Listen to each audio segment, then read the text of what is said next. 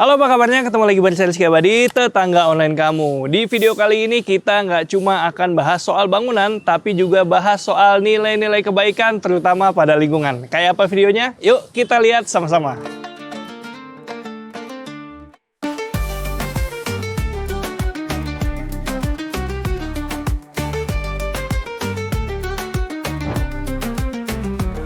Jalan-jalan bersama tetangga online kamu. Kita jelajahi tempat baru yang pastinya seru.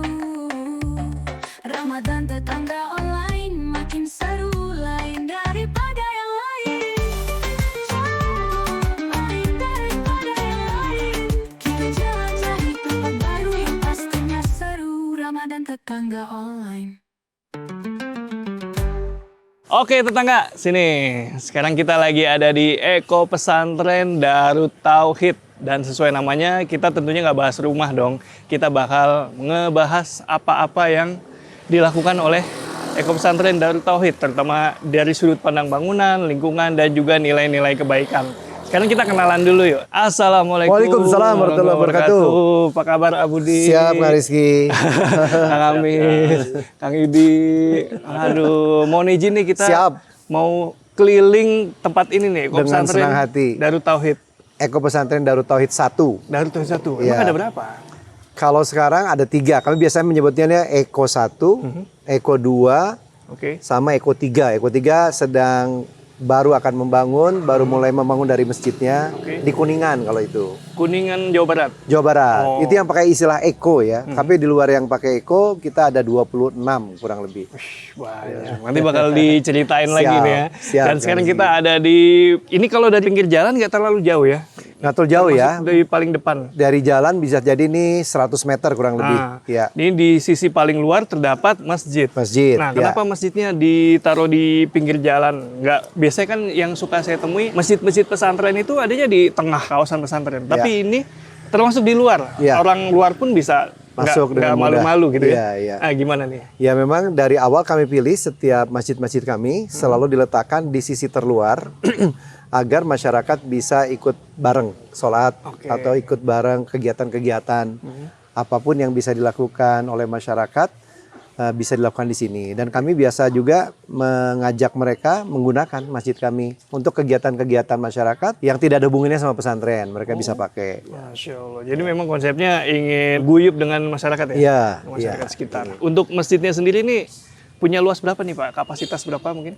Ya kalau tanahnya dengan ini sengaja bisa dilihat ya karena kemarin ada pohon yang tumbang jadi kami sedang melakukan pemangkasan. Oke. Tapi insya Allah akan tumbuh dengan cepat. Kurang lebih dugaan saya ya kalau sampai ke depan 6.000 meter persegi ya tanahnya ya. Kalau masjidnya 1000-an mungkin ya 1000 meter persegi atas dengan bawah. Bangunannya itu. Kapasitasnya direncanakan sebetulnya di awal 2000 saja. Cuman faktanya sehari-hari bisa jadi sampai 3.000. Kalau pada saat ada tabligh akbar bisa sampai 10.000. Kalau bulan Ramadan berapa kira-kira? Kalau bulan Ramadan setelah siswa libur lebih sedikit sebetulnya. Karena kami di dalam pesantren tentu yang mengaktifkan adalah siswa. Nanti yang penuh-penuhnya lagi pada 10 hari terakhir waktu itikaf. Iktikaf ini terbuka untuk Ini umum? sangat terbuka dan alhamdulillah inden. Oh, ini di mana? Sangat inden. Inden itu karena mereka merasa ini cukup tenang. Inden itu biasanya mereka kepenuhan ada di Geger Kalong atau ada yang pindah dari sana. Karena di sana kan cukup dekat dengan jalan, rame 24 jam rame. Di sini kan sepi. Iya. Nah, kalau mereka mencari sepi, mereka biasanya pindah. Tapi dalam 3 tahun terakhir lebih banyak yang inden karena makin banyak orang yang tahu. Ternyata suasananya. Suasananya nyaman. Nah, dari jauh-jauh dari Lampung, dari Depok langganan, dari Subang, dari Sukabumi. Alhamdulillah lah mereka bikin tenda di sini. Kami siapkan sebetulnya. Tendanya kami siapkan dan nanti mereka bisa di sini. Gitu kira-kira Kang Rizky. Nah, kalau dari bangunannya nih, ini kan judulnya Eko Pesantren. Iya. Nah, gimana dengan masjidnya nih? Ya, mungkin Sambil jalan ya, aja mungkin kali kita bisa lihat lebih jelas di atas ya Kang Rizky ya. Iya. Kalau yang di bawah, di bawah ada apa ada ini? PAUD ya, ini ada dengan kantornya. Oh. Juga ada ruang serbaguna sederhana yang belum terlalu jadi, yang juga sering digunakan untuk pesantren-pesantren kilat. Oke, kalau untuk masjidnya ada berapa lantai nih? Ada 2 lantai, ini yang tadi yang bawah, dan masjid utamanya kita naik ke atas ya Kak Rizky. Nah, ini adalah kami buat berjarak. Mungkin idenya gitu, karena lahannya cukup luas. Iya. Maka tempat wudhunya sengaja dibuat berjarak Oke. agar tidak basah masjidnya. Mungkin kita mengambil terinspirasi oleh Masjid Nabawi dan Masjidil Haram yang jauh, tempat wudhu itu selalu jauh. Pertama, tidak basah masjidnya. Yang kedua, najisnya lebih aman sebetulnya ya. Karena udah sempat nanti ketemu dengan material-material organik yang secara fikih dia bisa mensucikan kembali ya.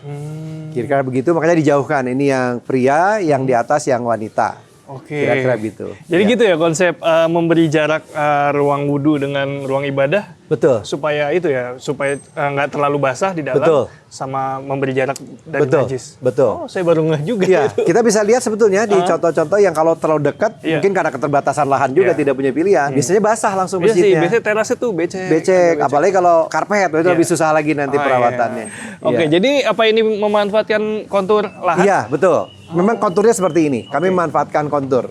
Iya. Ya. Sini, Jadi masjidnya di atas berada memang pada kontur yang di atas. Oh, oke. Ini bawahnya dari sini, ya. Ini tangganya nggak terlalu tinggi, jadi Iya. nggak ngos-ngosan nih. Betul, betul. 15 derajat nih Kang Rizky. Oke. Ya, ini mohon izin kita buka di sini. Iya. Ini kalau di rotate seperti ini, Gimana tuh? siaga 1 menghadapnya ke sana. Jadi semua alas kaki ngadep ke luar. Betul, betul. Nanti bisa lihat di mana-mana di Kenapa? masjid. Kalau di Darut Tauhid seperti Ya, ini ajaran guru kami, Kiai Haji Abdullah Gimnastiar, biasa dipanggil Agim, agar kita selalu siap kalau kita nanti terburu-buru. Kalau keluar harus cepat, maka ini akan memudahkan kita. Oke. Selain dibalik, tentu saja ya dibuat serapih mungkin. Ya. Oh iya, berjejer semua. Berjejer. Saya ingat jadi kayak di Jepang gitu, di rumah-rumah orang Jepang. Betul. Pada begini naruhnya. Budi, sekarang kita naik lagi sampai di area apa nih, Budi? Ini teras masjid yang di lantai 2. Kita bisa lihat ini ada perbaikan dari tenda.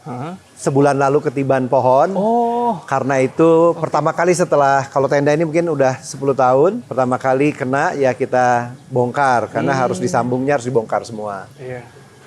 Ya ini sangat terbuka, kita bisa lihat. Sebelumnya pohon-pohonnya seperti itu tuh Kang Rizky. Di setinggi atas itu? setinggi itu, 30 meter tuh Kang Rizky. Karena memang jenisnya eukaliptus itu pohon yang cepat tumbuh, fast growing trees. Yes. Kelemahannya fast growing trees itu juga fragile, getas. Oke. Karena dia harus ditanam cukup rapat.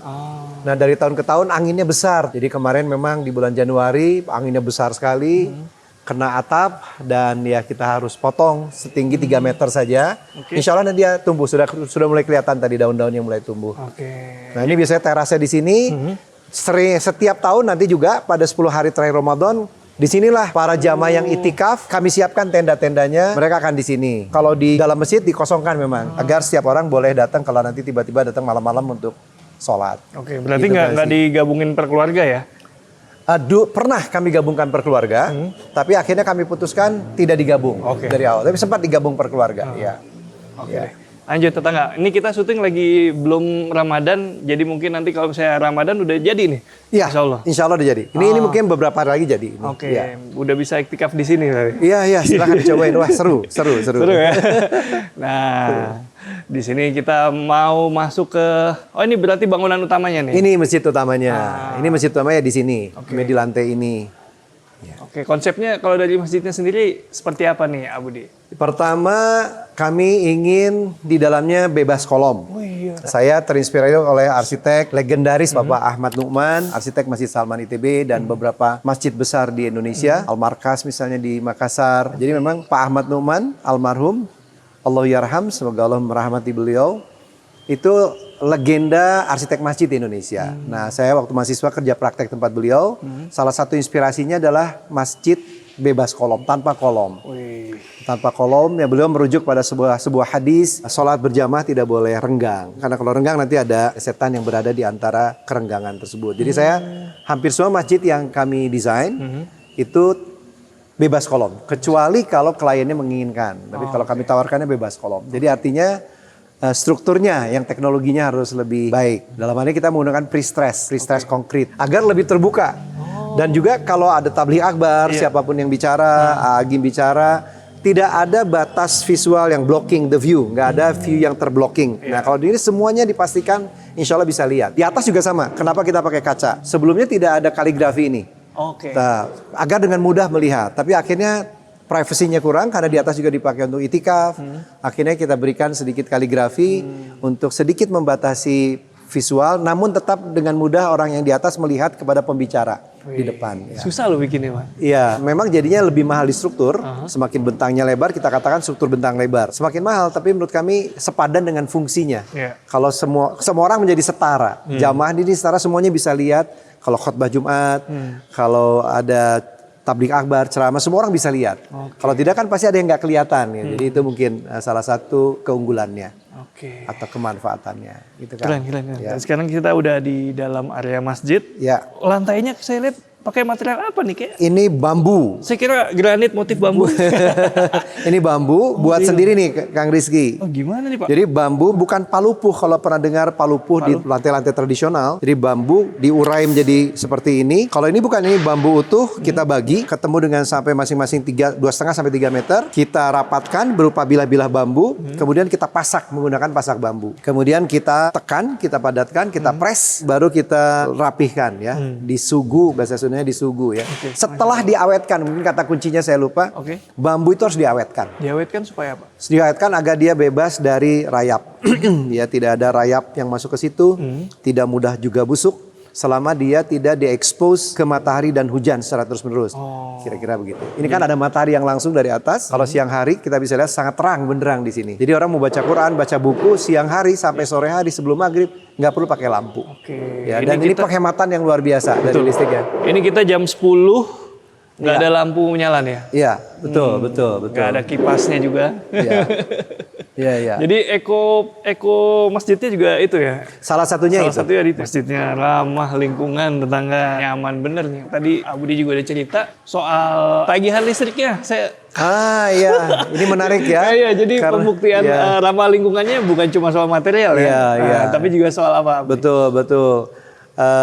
Biasanya kan masjid pada siang hari juga menggunakan cahaya kalau dia terlalu gelap. Dan biasanya karena besar, dia tentu harus besar juga yang listrik yang digunakan. Alhamdulillah setiap bulan kami bayar listrik 1,5 juta rupiah. Bukan hanya buat masjid ini, tapi buat ruang serbaguna di bawah, buat PAUD, buat toilet, buat semua ini kami bayar 1,5 juta rupiah per bulan saja. Ya. Lebih murah dibandingkan rumah Pak Rizky ya. Enggak dong. Tapi untuk ukuran bangunan 1.000 meter itu murah banget. Iya. Ekonomis banget. Mungkin tetangga online yang jadi pengurus masjid juga relate ya. Biasanya itu bakalan terasa murah banget 1,5 juta. Banyak rumah-rumah yang tagihannya di atas itu. Iya betul, yakin sosialita mahal. Nah ini berapa lantai sebenarnya kalau di dalam sini? Nah sebetulnya kalau ini lantai utama masjid, di atasnya kita punya mezanin. Ada mezanin, ada ruang marbot biasa, ruang marbot di sebelah kiri, di sebelah sana. Sebelah kiri saya, yang sebelah kanan ini ruang audiovisual di atas. Kemudian di bawahnya ada ruang DKM. Dan kalau pemberi materi juga di sebelah kanan.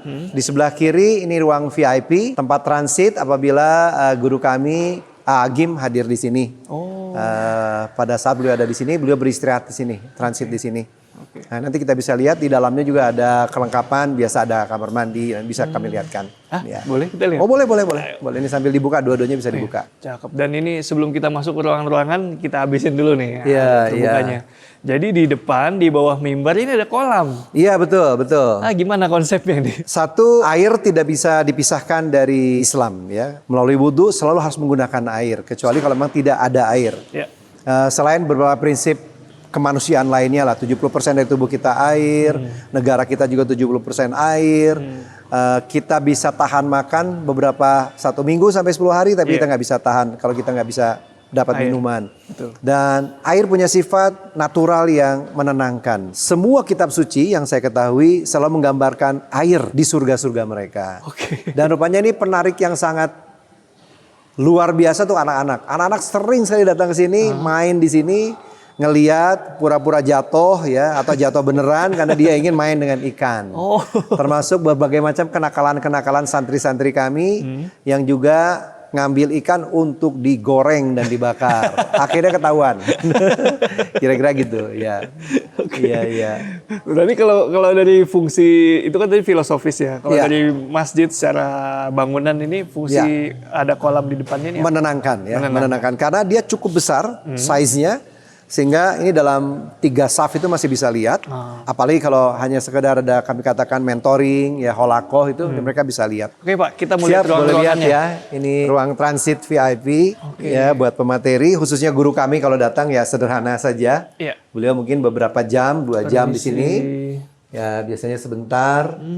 Atau ketika itikaf juga, kalau sekali-kali itikaf di sini, ya biasa ini ada ruang sholat, ada kamar mandi khusus di dalam ya, dan beliau punya akses sendiri keluar, jadi tidak perlu melalui pintu yang sama ya. Oh iya, tuh ada akses keluar.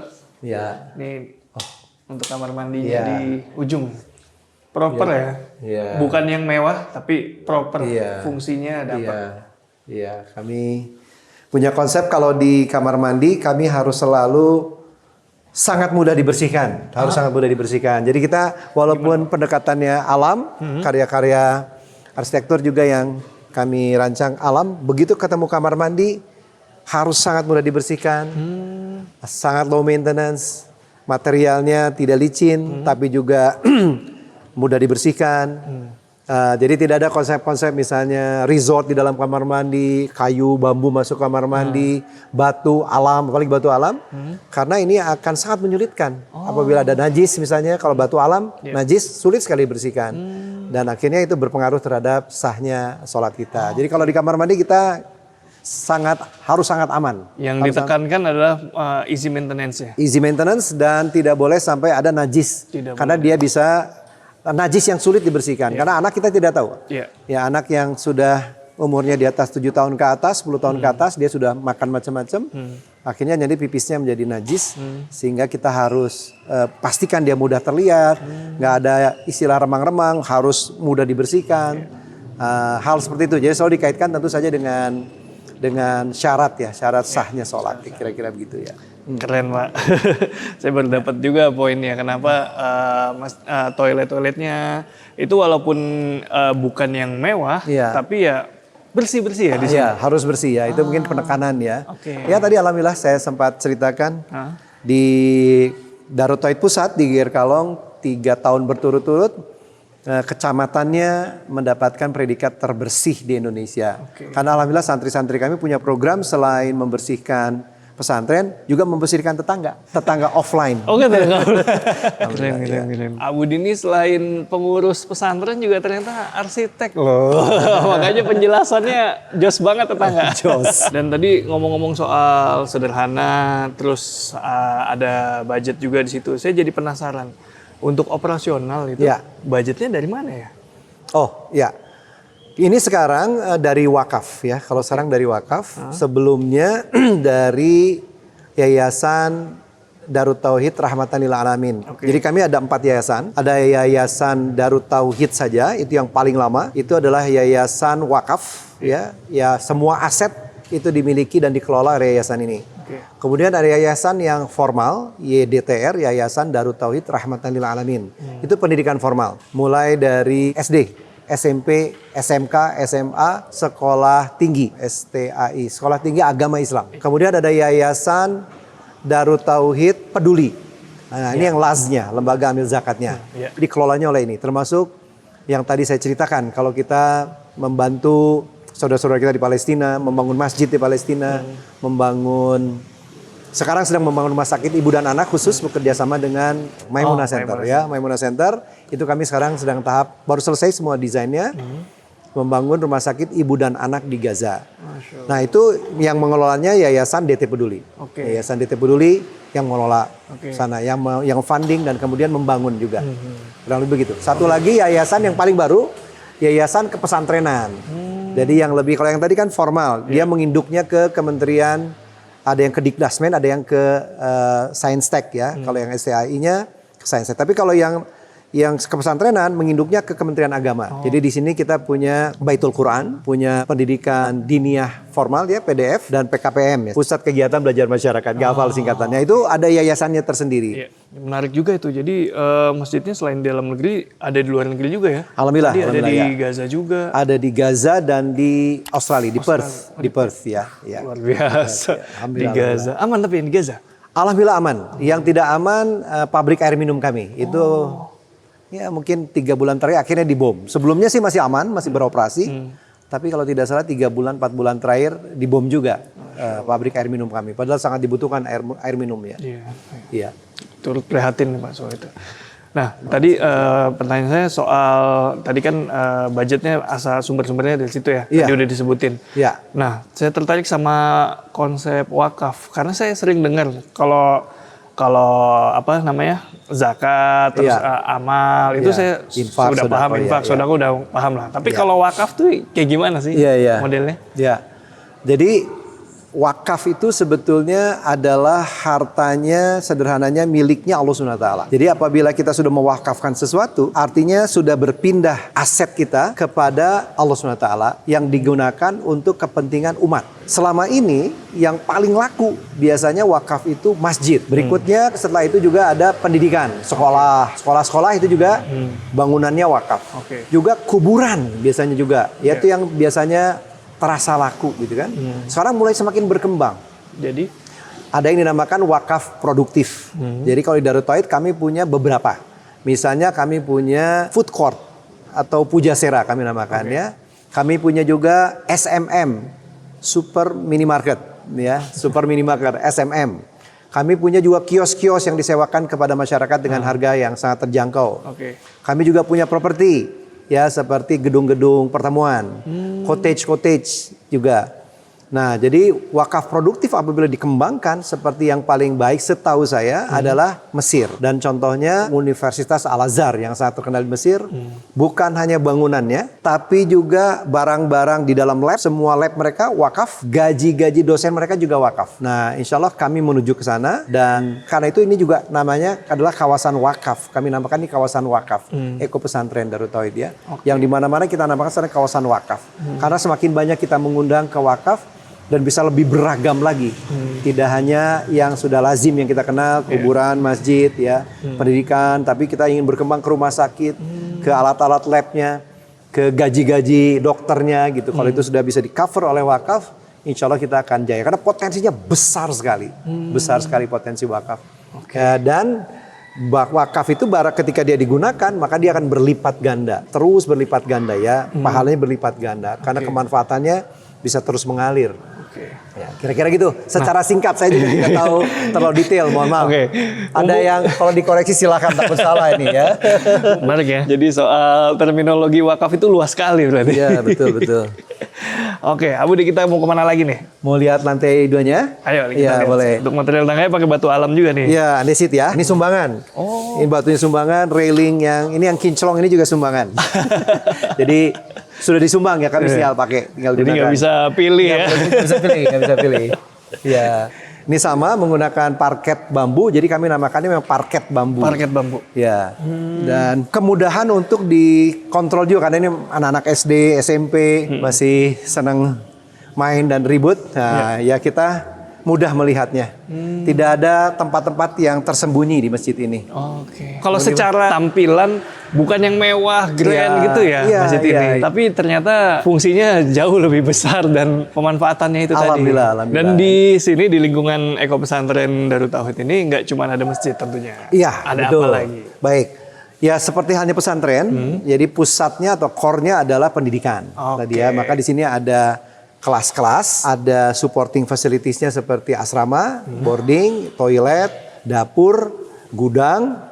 Dapurnya skala besar ya, karena untuk 1.300 orang. Oh ya, tentu ada kegiatan ekstrakurikuler. Alhamdulillah kita punya namanya Darus Sunnah MK Equestrian, ya. berkuda. Di paling ujung nanti kita bisa lihat. Berkuda paketnya dengan memanah. Berkuda, memanah, dan ngaliwet ya. Ada bagian ngaliwet. Jangan sampai lupa ngaliwet. Kalau gitu kita sambil keliling aja ya? Ya boleh sambil jalan ya, ngelihat fasilitas yang lain. Sebelum ngeliwet. Betul. Oke, Abu Di. Kita sampai di bangunan apa nih di sebelah masjid nih? Baik, persis sebelah masjid, di sini ada Baitul Quran, khusus menghafal Quran. Kelas-kelasnya ada di atas, kemudian di bawahnya asrama mereka. Berarti kalau di sini sistemnya gimana dia? Selalu kami mempunyai sistem berbayar dan tidak berbayar atau beasiswa. Oke. Biasanya yang tidak jalur formal, yang lebih informal, persentase beasiswanya besar. Kami juga punya target sampai 10% menyertakan saudara-saudara kita kaum difabel. Oke. Yang lebih terlihat nanti di DT Geger Kalong, ya kami bisa share. Jadi saat ini mungkin belum sampai 10%, tapi kami baru menerima kurang lebih 23 orang sampai 30 kaum difabel. Ya. Kalau di sini belajarnya berapa lama programnya? Macam-macam ya, karena menghafal Quran ya. Cuman ada target-target yang dari mulai sampai 5 juz, 10 juz, sampai juga 30 juz. Tapi beda-beda sih mereka ya, bisa lebih fleksibel sih programnya ya. Kalau penempatannya sendiri nih, kenapa dibaginya dormitory-nya atau itunya di bawah, ruang belajarnya di atas? Agar yang semakin ke atas biasanya lebih privat aja, nggak akan terganggu. Jadi kita lebih mementingkan belajarnya, bukan tidurnya. Tidurnya sih numpuk kalau bisa dari tempat itu ke kelas. Jadi tidur di sini lebih sederhana lagi. Tidur itu betul-betul asrama banyakan gitu ya. Kita berharap ruang-ruang kelasnya yang jadikan fokus. Seru-seru. Baru ini pertama nih, baru bangunan pertama kita. Iya. Next masih ada beberapa lokasi lagi. Ya, ada banyak ya nanti. Ada banyak Di sebetulnya. depannya langsung lapangan nih buat olahraga. Ya, olahraga masih kurang besar tapi bisa bergabung, ada lapangan yang lebih besar nanti di atas. Next kita mau kemana nih? Kita akan lihat kelas-kelas ya, dan asrama juga. Oke. Mulai dari SMP, dari SMA, dari SMK. Kemudian kita lihat juga ekstrakurikuler tadi berkuda dan memanah. Ya, Iya. ikutin tengah.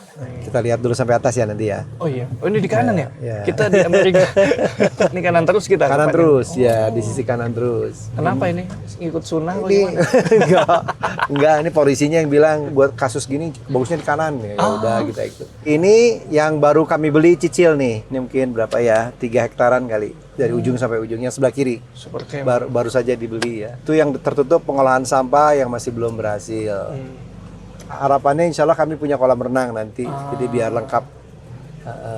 Oh, ternyata selain pendidikan formal juga ada pendidikan informal nih. Iya betul, ekstrakurikuler. Ekskul jatuhnya di sini. Ekskul betul. Oh. Jadi mereka ikut ekskul. Yang tadi SD, SMP, SMA, SMK, Baitul Quran, santri-santri karya itu maksudnya kami pekerja ya diberikan kesempatan. Oke. Dan juga masyarakat. Masyarakat juga bisa. Masyarakat, ya masyarakat jadi di hari-hari tertentu. Hah? Ya, Dibuka untuk umum? Dibuka untuk umum. Kalau masyarakat gratis, kalau umum berbayar. Oh, kalau oke. masyarakat sini yang kita berikan kesempatan. Oh, emang ada berapa jumlah? 23. 23 ya. Oh, seru Ya, banget dari ini. berbagai macam tempat lah. Wih. Baik yang lokal maupun dari luar ya. Tapi dari luar juga sudah masuk ke Indonesia ya. Ini sih nggak lokal kalau ini segede gini nih. Iya, iya. Mau lihat tracknya silahkan. Yuk kita lihat truknya. Nah, ini tempat latihannya nih. Biasanya latihan muter-muter atau lompat. Betul. Tergantung udah sampai mana. Batasnya sampai pagar ya. Di luar itu sudah di luar pesantren. Oh, baik. Seru banget. Kalau dulu di sekolah saya kalau ada ekskul ini pasti saya ikut. Oh gitu. Di mana Dedi? Nggak ada di SMA. Oh, iya.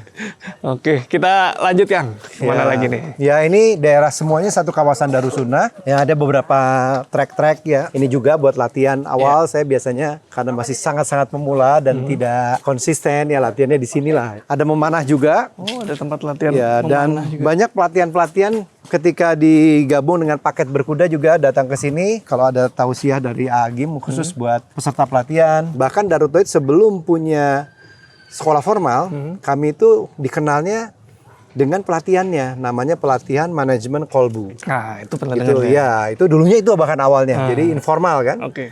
Nah itu lebih lama, bahkan santrinya sekarang sudah sampai 100.000 pelatihan itu. Kalau yang formal lebih sedikit. Kalau santri siap guna yang kami punya itu 30.000 santri. Ya, jadi kegiatannya lumayan besar. Iya. Yang berkegiatan umroh bersama Darut Tauhid per bulannya, per tahunnya ada 2.000 orang. Karena A bisa 3 kali sampai 4 kali dalam 1 tahun. Nah. Ya. Dari tadi kita belum ketemu A, lagi di mana? AA lagi di Madinah. Wah, lagi umroh. Lagi di Madinah, lagi Masya umroh. Allah. Tadi kan setahun bisa 4 kali, sendiri kan sekarang lagi di Madinah. Waduh, sayang sekali. Kita belum ada kesempatan ketemu A. Mudah-mudahan next time bisa ketemu. Iya. Alhamdulillah. Iya. Luar biasa nih. Oke, tetangga ikutin terus ya. Kita masih ada di kawasan DT Eko Pesantren. Weh, kelihatan eko banget ya, hijau-hijau. Tadi saya belum nanya luas kawasan berapa nih Pak? Kalau yang wakaf keseluruhan yang sudah terbeli kurang lebih 5 hektar, sekarang dalam proses dibeli, totalnya kemungkinan 5 hektaran lagi. Jadi total 10 hektar. Insya Allah dalam berapa tahun dicicil, mudah-mudahan kebeli semua. Oke. Tapi kalau yang sudah terbangun, 5 hektar kurang lebih. Iya. Ini belum terlalu dimanfaatkan. Belum. Dan tidak akan terlalu banyak dimanfaatkan juga karena oke. kita butuh kehijauannya. Oh iya? Iya. Nanti persentasenya kira-kira berapa persen? Kalau dari di sini kawasan? aturannya hanya boleh 20%. 20% tuh 20% yang terbangun. Iya, yang bangunan. Ya. Oke. Jadi kami berharap kalau nanti ke depan ada pembangunan memang akan ke atas. Mau nggak mau kita akan ke atas. Dan contohnya sudah 4 lantai misalnya. Ini kan 4 lantai semua sebetulnya. Sebelah sana udah 4 lantai. Oh Bawahnya iya. 4 lantai ini. Karena demi mendapatkan hijau. Oke. Iya. Jadi Kira-kira tetap gitu. tetap ramah lingkungan ya. Masih Iya. banyak area resapan di Betul sekali. Dan sekarang kita lagi ada di kawasan apa aja nih Pak di sini? Baik, kalau kita lihat yang lebih duluan adalah bangunan bambu ini. Bangunan ini strukturnya betul-betul bambu 3 lantai full bambu. Ini?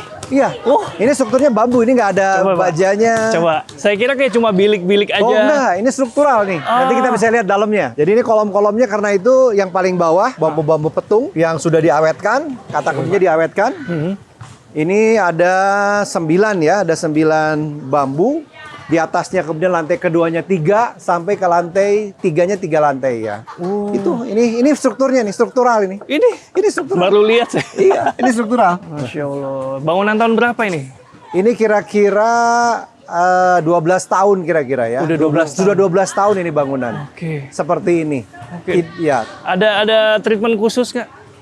Kalau sehari-hari mungkin per 6 bulan ya di Coating ulang. di coating lagi. Tapi setelah itu tidak ada. Kuncinya memang tadi pengawetannya harus bagus. Pengawetan. Kemudian tritisannya lumayan panjang. Oke. Jadi tadi syaratnya dia tidak boleh diekspos ke matahari dan hujan secara terus-menerus. Oke. Tapi kalau dalam kondisi vertikal seperti ini, sekali-sekali dia akan kena hujan, kena cipratan hujan nggak apa-apa. Iya. Yang jangan itu terus-menerus. Oh. Dan apalagi kalau kondisinya horizontal, Iya. itu nggak akan lama. Oh, iya. Walaupun diawetkan nggak akan kuat. Makanya jembatan bambu umurnya nggak terlalu panjang. Nggak akan bisa. Itu benda karena dia benda organik. Iya. Dia pasti ada muai susut dan tidak akan bisa. Oke. Iya. Kira-kira gitu. Cakep ini. Ya, mau lihat dalamnya? Sebentar Pak. Boleh, Ini boleh. pakai paku nggak Ya, sih Pak? enggak, ini semuanya menggunakan murbaut dan murbautnya Oh ini. dan murbautnya panjang karena itu juga bornya juga panjang. Iya. Iya kan? Ini kan 15 ya udah 45. Oh satu murbaut Satu ini. kali ya, satu sepanjang Oh, itu. oke. Terus dibaut dibaut. Iya. Ini penutupnya ini estetiknya. Oh, ini estetika? Ini estetika ya tali rami. Saya kira ini juga bagian dari struktur. Enggak. Oh, Kekuatannya di murbautnya. Oh, oke. Kekuatannya di murbautnya, bukan di tali raminya. Oke. Tali rami biar lebih estetik ya, lebih cantik.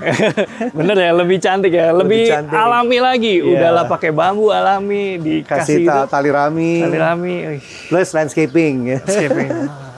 Cakep. Seperti biasa ini. Oh iya. Ini apa siaga 1. Siaga 1. Kita lihat dalamnya. Ayo dalamnya. Permisi. Jadi, mereka lagi rapat nih. Jadi sederhananya di sini itu adalah bangunan bambu, kiri kanannya itu yang sana servis, sisi sebelah sini tangga. Sesederhana itu ngebaginya. Bangunan bambu di tengah, kemudian di penguatnya ya, penguncinya itu adalah tangga dan toilet. Karena toilet kita nggak berani pakai bambu. Tangga bisa, cuman karena ini sering banget orang ya, ada ratusan orang. Dulu di sini ada 100 orang menginap di sini dulu. Tapi sekarang sudah jadi kantor. Mungkin kalau mau lihat strukturnya boleh kelihatan. Ini lagi ada kegiatannya. Nah, itu kelihatan strukturnya. Balok-baloknya, di baloknya semua bambu. Dan saya baru nggak ternyata bener ya, bangunan permanen di kiri kanan itu sebagai penguncinya dia. Iya, kuncinya. Sebagai kuncinya kan kalau toilet nggak bisa lah kita bambu akan berat. Ya. Oke. Oke, kita lihat ya ke atas. Ya, kita Berapa lihat. lantai Pak? Yang ini 3 lantai. 3 lantai. 3 lantai. Full bambu itu atas. Sampai Coba, atas coba tiga. lihat. Sampai atapnya 3 lantai. Coba kita lihat. Nanti di pengawetan bambu 4 lantai. Permisi. Nah, ini kantor-kantor. Masih naik kan Siap, lantai kedua nih. Bambu masih. Oh Full iya. bambu. Nggak ada penguatan yang lain. selain Lantainya bambu. juga? Yang ini multiplex. Oke. Kalau yang di bawah multiplex ditambah palupuh, yang tadi kalau palupuh itu seperti itu. Kalau yang di masjid kan parket. Ya, Oh, kira di gitu. sini juga penghawaannya alami nih. Oh iya, Buka di sini ternyata. mah, di sini mah dingin. Paling malam, paling subuh. Naik ke atas ya, satu lagi ya. Kita udah di lantai Lantai 3, lantai 3. Mas Rizky, ya. Lantai 3 ini pemanfaatan secara bangunan dibuat apa nih, Pak? Kantor. Di sini ada beberapa kantor tadi namanya kantor sarana prasarana. Ini ruang di bawah atap sebetulnya, tapi ruang di bawah atap itu ya kita sengaja besarkan agar bisa bermanfaat. Oke. Ya, kita bisa lihat di lantai 3 ini pun strukturnya seluruhnya bambu. Dan ini adalah 3 bambu yang digabung. Dan itu strategi arsitek bambu selalu begitu, karena bambu itu tidak ada yang lurus. Oh, Nah, kita bilang kita nggak pernah khawatir dengan bambu bengkok. kenapa? Karena bisa tanda kutip dipaksa lurus, asalkan digabung. Tadinya gabung 2, baut, lurus. Itu yang terjadi. Itu yang terjadi ya. Apalagi 3 udah lebih ini lebih lagi. Ah, lebih lurus lagi. Lebih lurus lagi. Dan ini penggabungan bambu yang lebih modern. Dulu tentu yang paling baik pasak bambu, tapi membutuhkan waktu lebih lama. Kemudian paku. Paku adalah teknik dari yang salah dari sebuah struktur bambu. Karena paku itu membuat bambu terbelah, Iya. belah atau pecah. Iya. Kalau baut enggak, karena baut dibor dulu, bor dulu.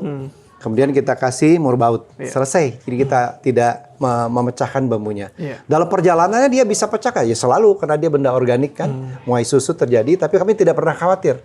Bambu itu sangat mudah dirubah. Oke. Jadi pecah ya ganti aja kita ganti dan itu juga terjadi. Di sini mungkin enggak ya karena sudah lama sekali dan alhamdulillah kita dapat bambu yang baik. Oke. Ya ini bambu ternyata bisa sampai 3 lantai dan terbukti pada waktu gempa ini bisa ikut goyang. Insya Allah bangunan bambu dan ataupun juga bangunan kayu di bangunan tradisional aman kalau buat gempa. Kalaupun dia terjadi sesuatu, dia nggak langsung tuh hancurnya. Ya nggak. Dan kalau nimpa nggak keras-keras amat gitu ya. Jadi menurut kami cocok buat Indonesia. Oke. Sangat sustain. Kami selalu mengklaim the most sustainable materials karena dia setiap ditebang selalu tumbuh terus. Waktunya cepat, dalam 5 tahun kita sudah dapat kualitas bambu yang bagus. Iya. Di Indonesia kita punya ada 11 sampai kurang lebih sekarang mungkin 12,5% spesies bambu di dunia, 12,5%-nya ada di Indonesia. Spesiesnya ya. Baru Jadi tahu kalau nih. jumlahnya ratusan ya, 120-an bambu. Ya saya nggak apa yang biasa kita kenal. Kalau struktural kita menggunakan bambu petung. Bambu betul. Bambu gombong, bambu petung. Kalau yang non struktural untuk rangka seperti yang kecil-kecil ya, rangka-rangka yang kecil-kecil ini kita menggunakan bambu tali. Karena itu kami berani mengklaim ini the most sustainable materials, sangat ramah lingkungan karena mudah digunakannya dan ini bagian dari tradisi Indonesia khususnya buat Jawa Barat. Kalau Jawa Barat bahkan ke alat-alat dapur mereka. Iya. Alat-alat masak mereka, pagar mereka, mohon maaf dulu dan masih ada sekarang saya tahu, sunat. Berarti memang bambu udah jadi bagian ya Iya. dari kehidupan masyarakat kita Betul, sebenarnya. persis. Nah, udah segala macam lini aslinya bisa menggunakan bambu. Betul. Pemanfaatannya udah dari mulai luar ruangan sampai dalam ruangan Betul, kayak dapur. sampai dapur, peralatan, itu semuanya menggunakan bambu. Apalagi desa-desa tradisional yang terkenal, desa adat seperti Kampung Naga, Iya. itu terkenal sekali sistem anyaman bambu mereka untuk dinding. Dan secara arsitektural kita mengatakannya ini adalah arsitektur yang bernafas. Karena selalu masih ada angin yang masuk ke dalam. Kembali kuncinya di pengawetan. Mereka juga menggunakan pengawetan. Pengawetan yang lebih tradisional direndam di kolam, di balong mereka katakan bercampur dengan lumpur bahkan dengan kotoran binatang. Nah, cuman butuh waktu at least 6 bulan. At least 6 bulan. Tapi sangat sustainable. Dan biasanya mereka punya cadangan. Dia selalu punya cadangan kalau ada yang rusak nanti rengnya rusak, usuknya atau kasonya rusak ya atau kolom-kolom dan mereka tinggal ganti saja. Sesederhana itu. Dan alhamdulillah cocok buat pesantren karena juga image-nya bambu itu sederhana. Iya. Karena itu sudah digunakan oleh nenek-nenek kita, kakek kita pakai bambu ya. Betul. Dan berlimpah, sangat berlimpah. Ini yang luar biasanya, dulu ini pernah jadi asrama santri.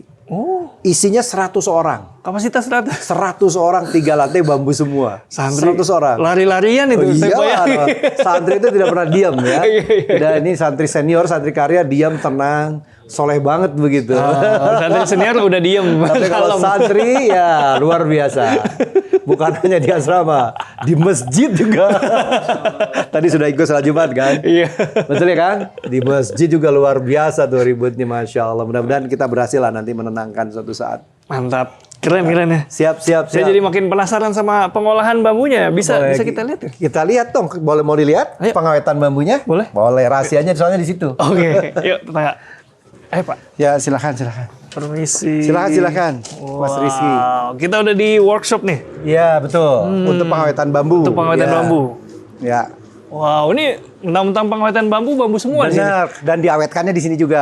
Ya, ini pengawetan bambunya. Di mana dia lokasinya? Ini di sini, ini pengawetan bambu. Ada 2 jenis. Ini pengawetan bambu yang full air, artinya lebih lama. Oke. Bisa full air bisa dan tidak kehujanan agar proporsinya tidak berubah.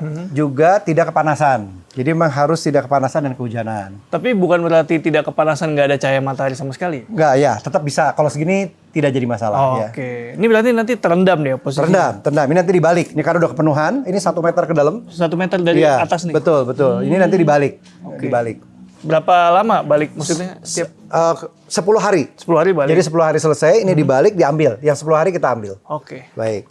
Nah, yang lebih besar-besar lagi bambunya di sini. Ini kenapa dikasih pemberat? Kalau tidak dia ngambang ke atas.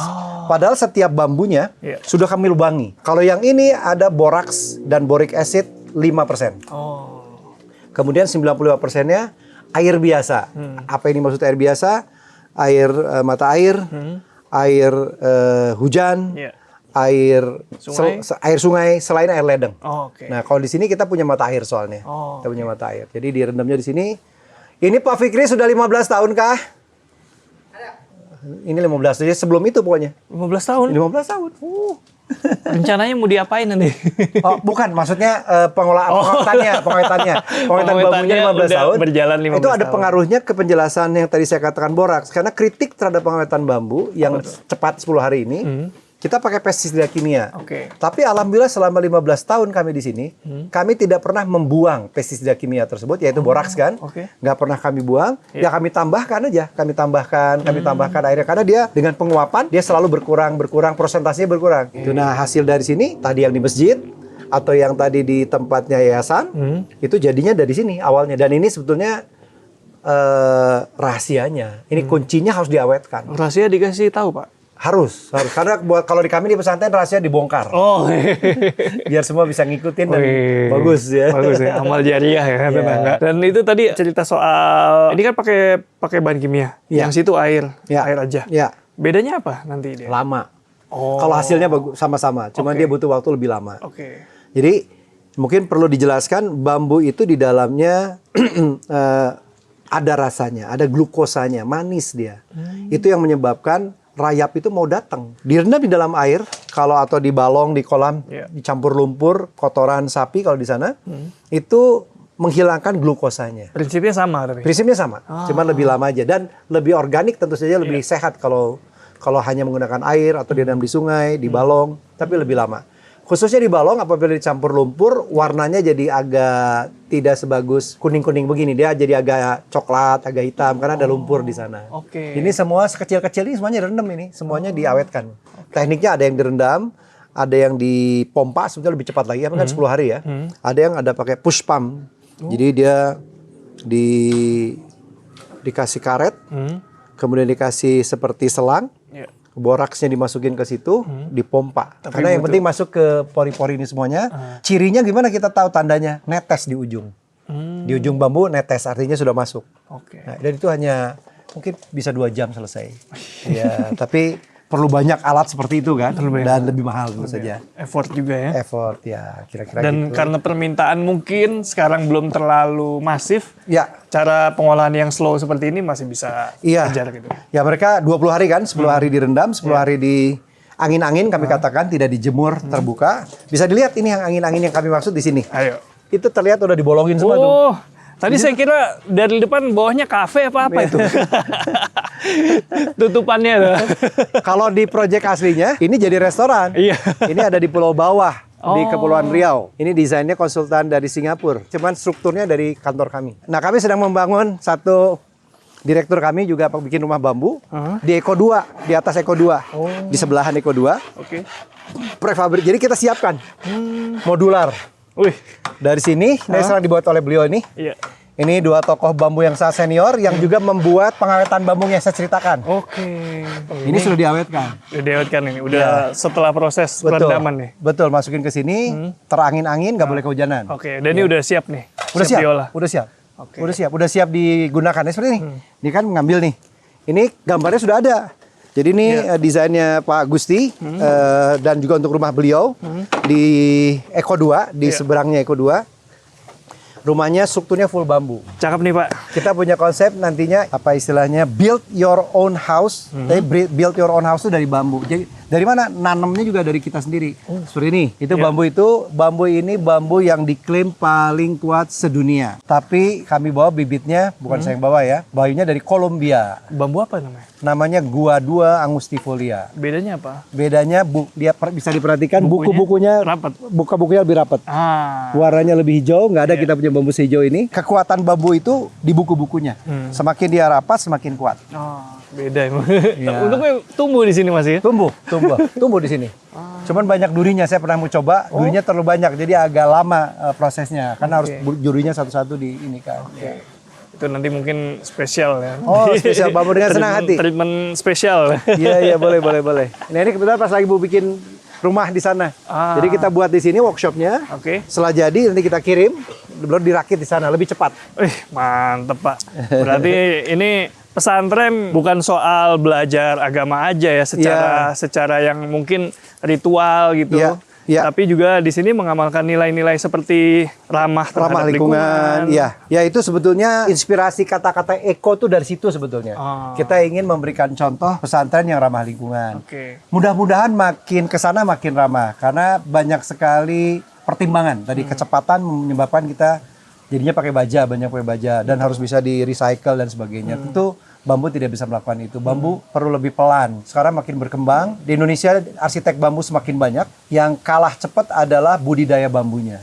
Karena itu kita khawatir. Walaupun tumbuh lagi, tapi harus tunggu 5 tahun. Betul. Nah, kalau dia kecepatan penggunaannya lebih cepat, akan kalah. Akan lebih mudah habis sebetulnya. Apa mungkin kalah cepat karena belum banyak yang menyadari kalau itu bisa dimanfaatkan? Yang saya lihat itu ya sama seperti saya, teman-teman arsitek tentu yang penting kita pakai kan. Tapi budidayanya nggak kepikiran sampai sejauh itu. Kecuali komunitas-komunitas pencinta bambu. Ada beberapa komunitas pencinta bambu yang juga saya ikut. Itu kekhawatiran mereka karena itu mereka tidak hanya arsitek tapi pencinta lingkungan. Mereka menanam besar-besaran di lahan-lahan yang idle ya di mana-mana. Karena bambu termasuk jenis yang sangat bandel. Dia ada di daerah kuat datar rendah maupun dataran tinggi. Kita pakai. Sampai dari Kolombia kita bawa ke sini juga nggak ada masalah. Survive dan tumbuh dengan sangat bagus. Sering kali saya bagikan. Karena gampang, saya tinggal potong-potong per 60 cm dikirim. Potong, kirim, ditanam. Mudah. Nggak usah diapa-apain. Kayak singkong. Iya. Apalagi kalau musim nanamnya sebaiknya musim hujan. Musim hujan. Jadi kita kalau musim kemarau boleh, tapi sekali-sekali aja disiramnya sedikit aja. Tapi kalau musim hujan nanam udah tinggalkan. Jadi bambu itu udah. Ya gitu. Kami punya hutan bambu di Soreang ya. Pak Ciwidey ya. Ciwidey. Isinya bambu semua. Nah, sekarang kita ingin ke arah sana karena kita butuh sumbernya, materialnya. Nah, teman-teman saya, termasuk saya, teman-teman arsitek paling enak kan udah beli aja, pakai. Nggak kepikiran nih kamu sustainability-nya. Gitu. Luar biasa ya. Jauh juga kita ngobrol nih.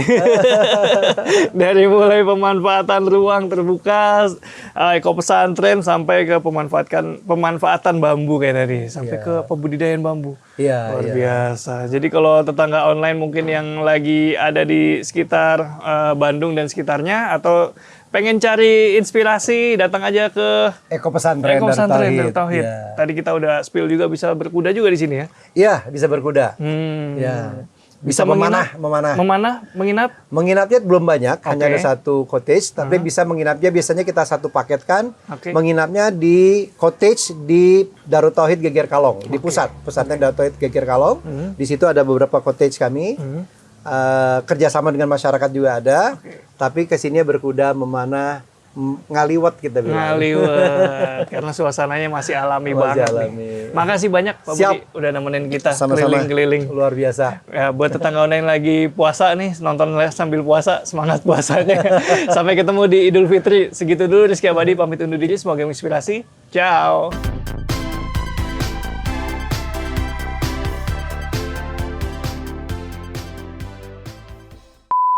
Sama ya, di Jepang juga balik ke sana ya?